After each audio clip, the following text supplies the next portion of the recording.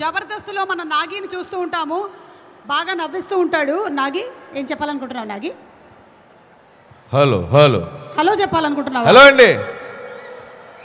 అసలు సౌండ్లే. హలో గోవా. అది ఇక్కడ అరిస్తే హైదరాబాద్ వినపడాలండి. సో మన సినిమా అన్వేష్ అని చెప్పి మొన్న 17వ తారీఖు రిలీజ్ అయింది, మంచి సక్సెస్ వచ్చింది. సో ఇప్పుడు హాట్స్టార్ అమెజాన్కి వస్తుంది. ప్లీజ్ అందరూ మీరు మా సినిమాని చూసి ఆదరించాలని మనస్ఫూర్తిగా కోరుకుంటున్నాను. పాప మా గణపతి రెడ్డి గారు చాలా ఖర్చు పెట్టారు ఆ సినిమాకి. అలాగే ఆద్య అనే సినిమా ఒకటి చేస్తారు వరలక్ష్మి శరత్ కుమార్ గారిది. అండ్ నెక్స్ట్ వచ్చినవాడే గౌతమ్ అని చెప్పి మన వివిజీ. సో ఇలా వరుసగా చేసుకుంటూ పోతున్నాడు అన్న. సురేష్ కొండటన్న థ్యాంక్ యూ సో మచ్, మమ్మల్ని ఎంత దూరం పిలిచి ఈ స్టేజ్ మీద కూర్చోబెట్టినందుకు థ్యాంక్ యూ సో మచ్ అండి. ఇంకేమని చెప్పాలా?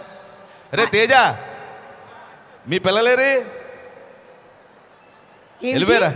తేజ గారు పిల్లలు కూడా ఉన్నారు. మరి అంతమంది చూసాను ఇందాక. వాళ్ళ పిల్లలు కదా. ఈ గ్యాప్ లో పెళ్ళై పిల్లలు ఉన్నారేమో అనుకున్నాను నేను.